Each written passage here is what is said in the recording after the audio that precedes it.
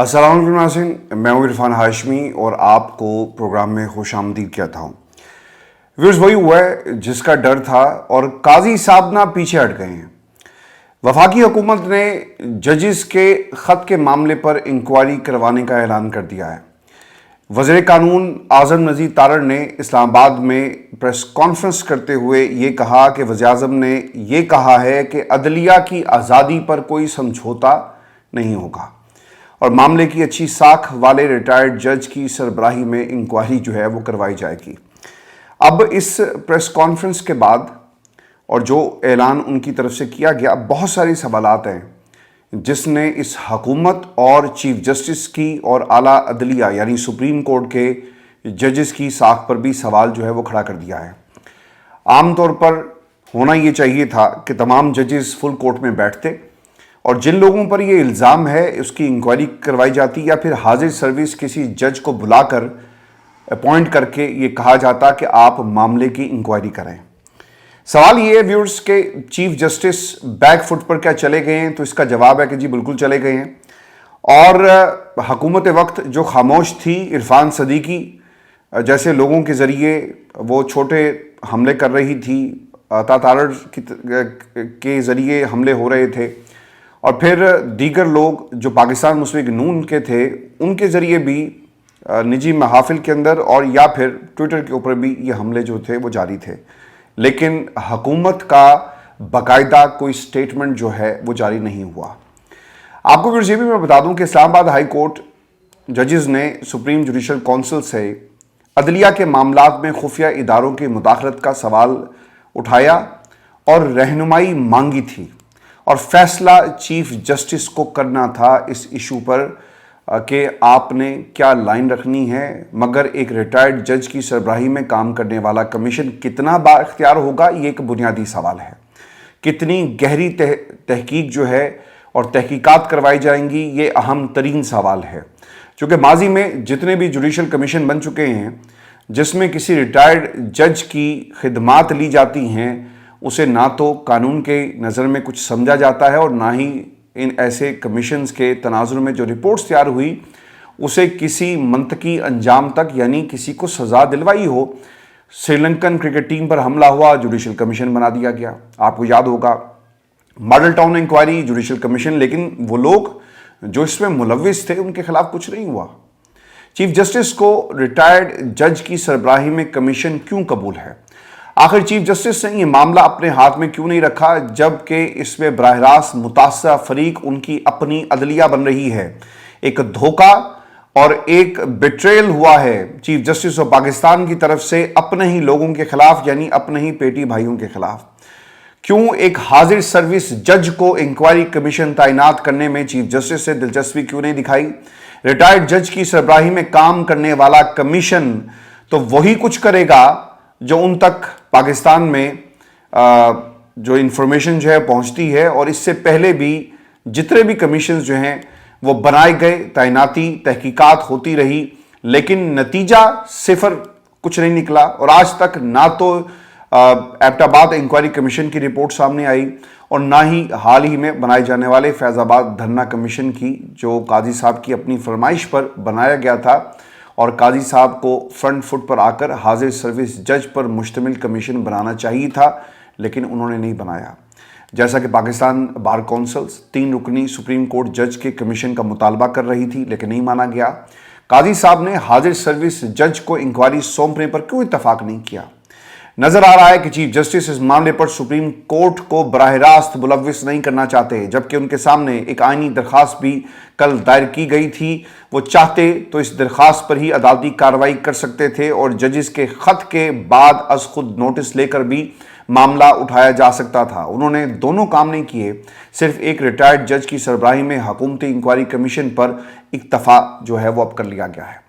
अदलिया में मुदाखलत का मामला हुकूमत के हाथ में अब आ गया है। इस सवाल का जवाब भी आपको दे देते हैं कि आज़म नज़ीर तारड़ साहब ने कहा कि जो खत आया इसकी मीडिया और सोशल मीडिया पर धूम थी। हुकूमत का फर्ज है कि इस मामले की छानबीन होनी चाहिए। वज़ीर आज़म कल काबीना में ये मामला रखेंगे। उन्होंने मजीद ये भी कहा कि कमीशन ऑफ इंक्वायरी एक्ट के तहत कमीशन बनाया जाएगा। सुप्रीम कोर्ट के रिटायर्ड जज کے ناموں میں جو ہے اس وقت غور کیا جا رہا ہے، اور وزیر اعظم نے یہ بھی کہا کہ اگلے 2-4 روز میں اس کو نوٹیفائی کر دیا جائے گا اور ٹرمز آف ریفرنسز بھی اس کے فائنل کر لیے جائیں گے. یعنی جج کے اوپر یہ منحصر نہیں ہوگا بلکہ اسے ایک سوال نامہ دیا جائے گا، اس کی حدود اور قیود کا تعین کر دیا جائے گا کہ آپ کسی کے بارے میں یعنی ادارے کے لوگوں میں سے کس کس کو بلا سکتے ہیں، کس کو نہیں بلا سکتے، اس کے بیان کو کس حد تک جو ہے وہ کھینچا جائے گا، اس کے یعنی جس کے اوپر الزام ہے وہ شخصیات، اس کے بیان کو کیا پبلک کیا جائے گا یا نہیں کیا جائے گا. یہ تمام چیزیں اس میں ٹرمز آف ریفرنسز کے ذریعے جو ہیں وہ طے کر لی جائیں گی. اب دیکھنا یہ ہوگا کہ یہ ٹی آر جو ہیں ٹرمز آف ریفرنسز کس طرح اور کس نوعیت کے طے کیے جاتے ہیں. اب ریٹائرڈ جج بھی حکومت چنے گی اور انکوائری کمیشن کے ٹی او آرز بھی حکومت کمیشن آف انکوائری ایکٹ 2017 کے تحت خود طے کر کے یہ معاملہ جو ہے وہ آگے چلائے گی. سپریم کورٹ بس سائڈ پر بیٹھ کر تماشا دیکھے گی اور سپریم کورٹ نے اپنے گھر کا معاملہ حکومت کی کورٹ میں پھینک دیا. مجھے قاضی صاحب کے اوپر جو ہے اور ان کی صلاحیتوں پر پہلے بھی شک تھا، اور اب مجھے جو ان کی یہ والی صلاحیتیں ہیں خوش کرنے کی، اب پوری قوم کو شک ہونا شروع ہو گیا. کیونکہ جب آپ یہ کہتے ہیں نا کہ سیپریشن آف پاور، ہم کسی کے کام میں مداخلت نہیں کریں گے، بھائی یہ آپ کے گھر میں مداخلت ہوئی ہے، یا آپ کے گھر کا دروازہ توڑا گیا، یا آپ کے گھر کے در و دیوار جو ہیں وہ گرائے گئے، آپ کے گھر کی اینٹ سے اینٹ جو ہے وہ بجا دی گئی، اور پھر آپ کے گھر کی چھت کو جو ہے اتار کر باہر پھینک دیا گیا، اور اب آپ اس وقت رڑے میدان میں، یہ پنجابی میں کہتے ہیں جی رڑے میدان سے بیٹھے گئے ہیں. تو بھائی جان یہ ایک ایسا کھلا میدان ہے جہاں پر اس وقت پاکستان کی عدلیہ موجود ہے، بے سر و سامانی کا عالم ہے، لیکن گھر کا سربراہ یہ کہتا ہے کہ ہم اس معاملے پر کچھ نہیں کر سکتے اور ہمارے گھر کے معاملے کو اب کوئی اور یعنی حکومت وقت جو ہے وہ اس کو ڈیل کرے گی. بھائی جان ایک گل تسی یاد رکھنی ہے تمام دوستوں نے کہ حکومت جن کی ہے اور حکومت جن کی انکوائری کر رہی ہے یہ سب ایک پیج پر ہیں. تو جن کی انکوائری اور جن سے کروائی جا رہی ہے 6 ججز کی یہ ہار ہے، پاکستان میں عدالتی نظام کی ہار ہے، اور اس ہار کا ذمہ دار کون ہے؟ یعنی جسٹس قاضی فائز عیسیٰ صاحب جو ہیں اس ہار کے ذمہ دار ہیں. خط لکھنے والے ججز کو لینے کے دینے پڑ گئے ہیں، اگر میں یہ کہوں تو یہ بالکل بھی غلط نہیں ہے. اعظم نذیر تارڑ صاحب یہ کہتے ہیں کہ ہم عدلیہ پر جو ہے تمام معاملات یعنی جو خط جس طرح مس کنڈکٹ ہے یا نہیں ہے اس چیز کو چیک کریں گے، اور ٹرمز آف ریفرنسز میں اس خط اور ماضی کے معاملات کو بھی شامل کیا جائے گا. یہاں وزیر قانون بات ہی کچھ اور کر رہے ہیں کہ خط لکھنے والے ججز نے ایسا کر کے جوڈیشل مس کنڈکٹ کیا ہے اور انکوائری کمیشن کے ٹرمز اور ریفرنسز میں اس معاملے کو شامل کیا جائے گا. یعنی اب حکومت نے ٹرمز آف ریفرنسز میں ایک شک یہ بھی شامل کر لی کہ بھئی یہ تمہارا کام نہیں تھا، کہ تمہارے اوپر اگر کوئی پریشر تھا تو کوئی بات نہیں برداشت کرتے، تمہیں کوئی دھمکا رہا تھا تو کوئی بات نہیں، یہ تمہارا کام ہے. یعنی دھمکی بھی برداشت کرنا تمہارا کام تھا. تمہاری جرت کیسے ہوئی؟ ہاتھ باندھ کر کھڑے ہو، آنکھیں نیچی کرو اور سر خم کر دو. تم نے سر اٹھا کر آنکھیں اوپر کر کے اور پلکیں جھکائی نہیں بلکہ پلکیں اٹھا لی، آنکھیں اٹھا لی اور آنکھوں میں آنکھیں ڈال کر یہ بات کرنے کی تمہاری جرت کیسے ہوئی؟ اصل میں یہ جو اعظم نذیر تارڑ صاحب ہیں وہ یہ کہنا چاہتے ہیں حکومت کی نیت سے یہ لگ رہا ہے کہ خط لکھنے والے 6 ججز کو کمیشن میں مس کنڈکٹ کے نام پر رگڑا لگایا جائے گا اور مداخلت کی تحقیقات ہونی چاہیے. یہاں الٹا معاملہ ججز کے مس کنڈکٹ پر اب سوال اٹھا کر اسے مزید جو ہے وہ الجھایا جا رہا ہے. اور ویورز آپ کو یہ بھی خبر دے دیں کہ قاضی صاحب کی جو ملاقات ہوئی نا شہباز شریف صاحب سے، اس کے اوپر کافی تنقید اس وقت پاکستان میں جاری ہے کہ قاضی صاحب کو ایک کندھا چاہیے تھا، حکومت کا کندھا مل گیا، ملاقات ہوتی ہے اور سپریم کورٹ نے اس ایشو پر خود سامنے آنے کی بجائے اپنے جو تمام معاملات تھے وہ حکومت وقت کے حوالے کر دیے. عدلیہ کا دفاع کرنا چاہیے تھا قاضی صاحب کو، لیکن انہوں نے لائن کوئی اور لی اور یہ لائن کسی اور کی تھی. یعنی کندھا استعمال ہو رہا ہے حکومت وقت کا اور کچھ لوگوں کو یہ بچا لیں گے. فل کورٹ اجلاس کا اعلامیہ بھی جی جاری نہیں ہوا. سپریم کورٹ کا جی فل کورٹ اجلاس 2.25 گھنٹے چلا اور ایک لفظ بھی اعلامیہ کی شکل میں باہر نہیں آتا. آپ نے آگے پیچھے دیکھا ہوگا کہ قاضی صاحب عدالت لگاتے ہیں، کئی گھنٹے لائیو سماعت جو ہے وہ چل رہی ہے، دنیا کو دکھایا جا رہا ہے کہ دیکھو ہم انصاف کرنے کے لیے بیٹھے ہیں اور تمام ججز جو ہیں کتنا اچھا انصاف کر رہے ہیں. لیکن جب آپ کے گھر کی بات آئی تو یہ انصاف نہیں ہو سکا، اعلامیہ جاری نہیں ہو سکا. اور شہباز شریف اور قاضی صاحب کی جو ملاقات ہوتی ہے ایک طرح سے جسٹس عامر فاروق صاحب نے بھی اپنی کمزوری دکھائی. آپ کو یاد ہوگا کہ اس خط کے اندر لکھا گیا کہ بار بار چیف جسٹس سے فل کورٹ اجلاس بلانے کا کہتے رہے، مگر انہوں نے ایسا نہیں کیا، بلکہ الٹا یہ شکایت کرنے والے ججز کو یہ تسلیاں بھی دیتے رہے کہ ان کی بات جو ہے وہ ڈی جی ISI سے ہو چکی ہے اور اب شکایت نہیں آئے گی. ان دونوں چیزوں کی طرف ججز نے اپنے خط میں یہ بھی اشارہ دیا، یعنی کیا کہ یہ معاملہ اسلام آباد ہائی کورٹ کی سطح پر ہی حل ہو جانا چاہیے تھا اور عامر فاروق کو چاہیے تھا کہ عدالتی کارروائی کرتے، اور ان کی کمزوری کی وجہ سے اب یہ ایشو ایک ریٹائرڈ جج کے پاس جو ہے وہ جا رہا ہے، جو کمیشن کے سربراہ کی حیثیت سے جو کام کرے گا. یعنی ان کے ہتھے کام پورا کا پورا معاملہ چڑھ گیا ہے، اور اب دیکھیں کیا ہوتا ہے. انکوائری کمیشن کیا کرے گا جی؟ آپ کو یہ بتا دیں کہ کمیشن خط لکھنے والے ججی سے ثبوت مانگے گا کہ بھائی تسی الزام تے لا چھڑے ہے، but do you have any proof for that? وہ کہیں گے جناب ہم تو ریکارڈنگ نہیں کرتے، نہ ہم نے کسی کی آواز کو قید کیا، نہ ہمارے پاس وہ پھینکنے والے ہیں جنہوں نے بم پھینکے، نہ جنہوں نے کرنٹ لگایا.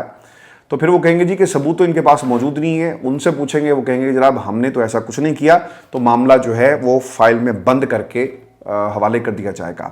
چیف جسٹس نے اجلاس کی صدارت کی. اجلاس 2.5 گھنٹے تک جاری رہا. سپریم کورٹ سے خبر آئی کہ اجلاس اعلامیہ جو ہے اس کا جاری کیا جائے گا، مگر جاری نہیں ہوتا. پھر ویورز بات جو ہے نا وہ یہاں پر نہیں رکتی. ملاقات چیف جسٹس نے اظہار کیا کہ میں شہباز شریف صاحب سے ملنا چاہتا ہوں تاکہ حکومت سے مدد مانگی جائے، اور پھر انہوں نے انہیں بلا لیا تاکہ ان کے اوپر جو ہے بات نہ آئے اور حکومت کو استعمال کیا جائے.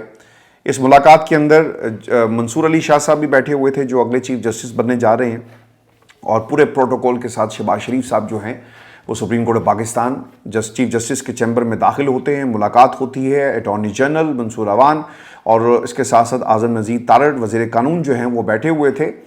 یعنی یہ ملاقات جو ہے وہ 1 گھنٹے تک جاری رہی، اور پھر اس میں طے کیا پایا؟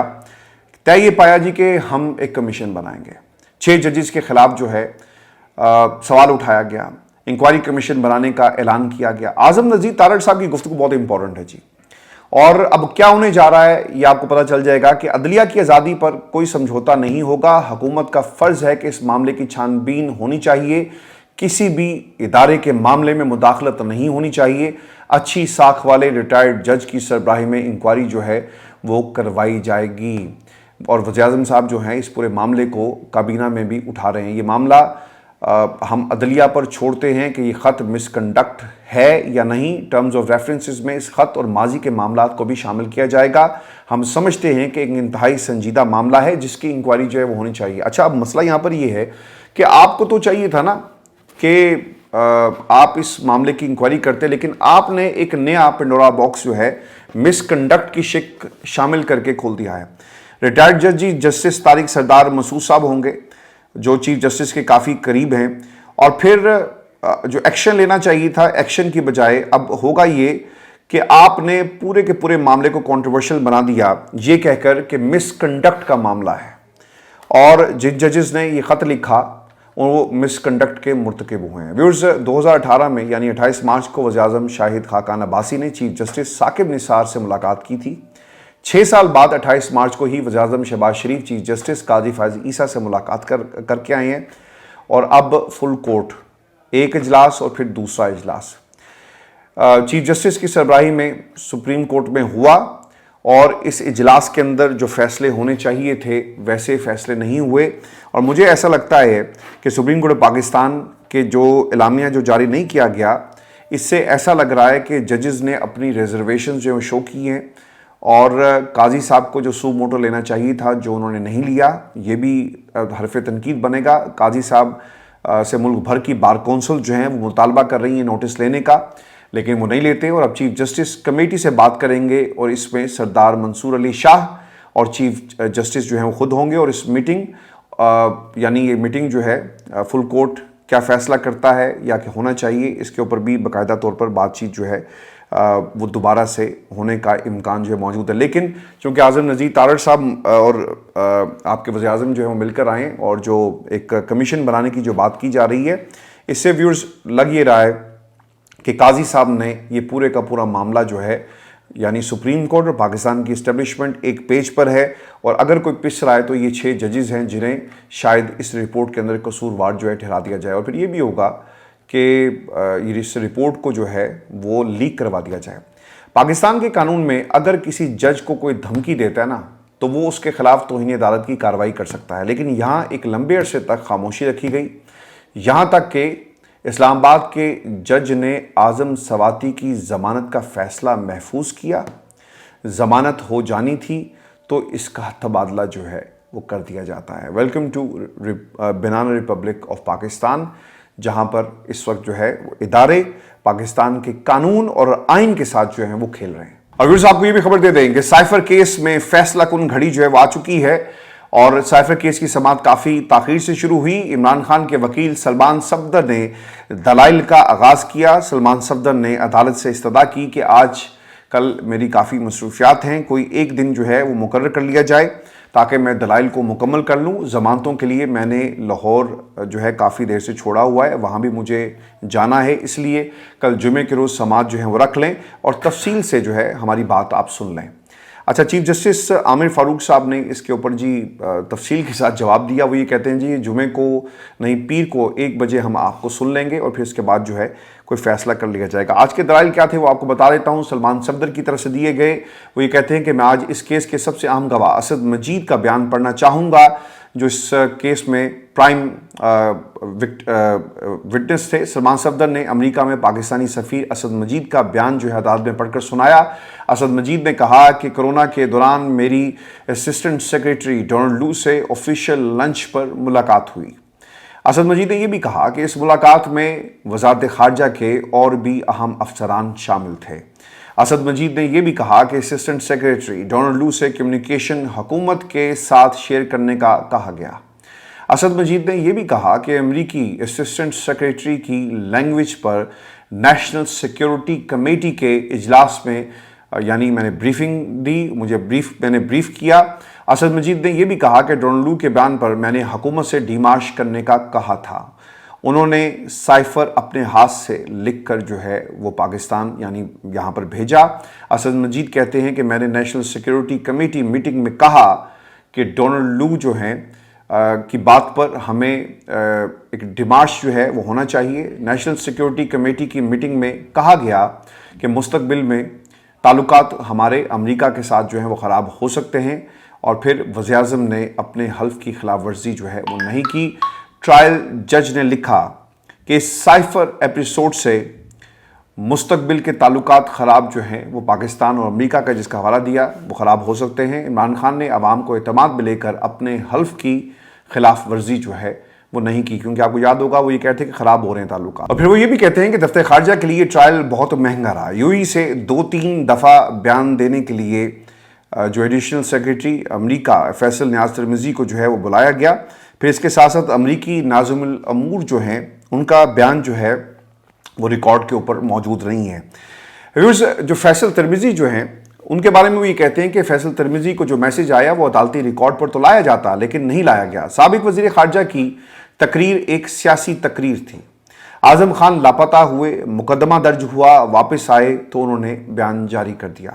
اعظم خان کہہ رہے ہیں کہ یہ ایک پیپر تھا جس کو لہرایا گیا۔ یہ تو پروسیکیوشن نے ثابت کرنا تھا کہ وہ کیا لہرایا وہ پیپر تھا، اور اس پیپر میں اصل میں تھا کیا۔ سائفر کیس میں جسٹس گل حسن کے جو ریمارکس بہت ہی اہمیت کے حامل ہیں، وہ یہ کہتے ہیں کہ اسد مجید اس کیس میں وہ گواہ ہیں اور ان چند لوگوں میں شامل ہیں جنہوں نے سائفر دیکھا۔ قومی سلامتی کمیٹی نے امریکی سفیر کو ڈی مارش کرنے کی سفارش کی، ڈی مارش ہوا، اور قومی سلامتی کمیٹی کے دوسرے اجلاس میں پہلے کی توثیق کی گئی۔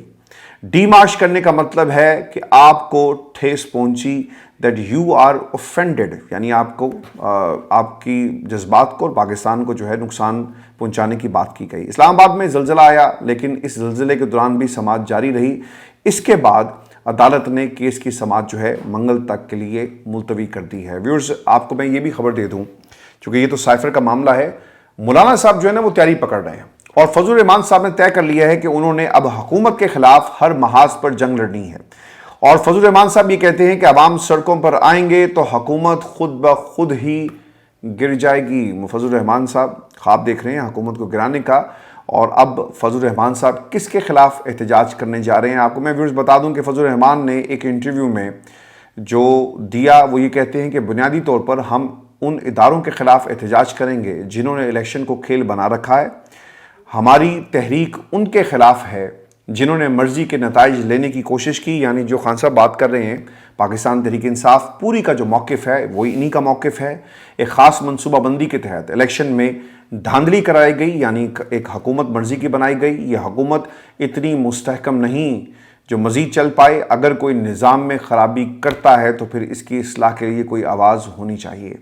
حکومت سے بہت رابطے ہوئے مگر کوئی ہمیں اطمینان نہیں دلا سکا. یعنی کسی نے یہ نہیں کہا کہ ٹھیک ہے جی آپ کی بات کو سنیں گے اور اس کا ازالہ کیا جائے گا. نواز شریف اور میں ایک دوسرے کے لیے دعا ہی کر سکتے ہیں. دعوے سے کہتا ہوں کہ پیپلز پارٹی اور نون لیگ بھی انتخابی نتائج سے جو ہے وہ مطمئن نہیں ہے. میں ویورز آپ کو ایک بات یہ بتا دوں, جو سوال ہے نا کہ فضل الرحمان عمران خان کی حکومت گرانے پر کیا پریشان ہے, تحریک کے بجائے پارلیمنٹ کے اندر سے عمران خان کی حکومت گرانے کی حکمت عملی غلط ثابت ہوئی. مگر میرا تب بھی یہی موقف تھا کہ تحریک سے حکومت کو گرایا جائے. پارلیمنٹ کے ذریعے اگر آپ حکومت کرائیں گے تو اسے کوئی نہیں مانے گا. اور یہ واقعات کی نا ایک لمبی سیریز ہے. میں آپ کو نہیں بتا دیتا ہوں کہ ہوا کیا. فضل الرحمان صاحب کو افغانستان بھیجا گیا کہ جا کر آپ طالبان سے بات کریں. وہ بات کرنے گئے, پیچھے سے ہمارے دفتر خارجہ نے کہا کہ جناب ہماری ان کا موقف ان کا ہوگا, ہمارا اس سے کوئی لینا دینا نہیں. یعنی انہوں نے انہیں مکمل طور پر ڈسون جو ہے وہ کر دیا. پھر فضل الرحمان کے ساتھ ان کے بقول الیکشن میں زیادتی کی گئی. یعنی ہار رہے تھے, انہیں جتایا نہیں کیا. پھر حکومت میں حصہ نہیں ملا. صدر بننے کا خواب لے کر وہ شاید اب کبھی بھی خواب نہ پورا ہو سکے. آصف علی زرداری صاحب خواب وہ لے کر اڑ گئے اور ان کے ہاتھ میں کچھ نہیں آیا, اور زرداری صاحب مفادات کے بادشاہ بن گئے اور ان کے پلے کچھ نہیں آیا. تو فضل الرحمان صاحب کے حالات جی بڑے خراب ہیں اور تحریک چلے گی اور یقیناً یہ حکومت کے لیے ایک مشکل وقت جو ہے وہ اب شروع ہونے والا ہے. ویورز یہ آج کا شو تھا. اپنے کمنٹ ضرور بھیجیے گا. چینل کو سبسکرائب کرنا مت بھولیں. اجازت دیجیے. اللہ نگہبان.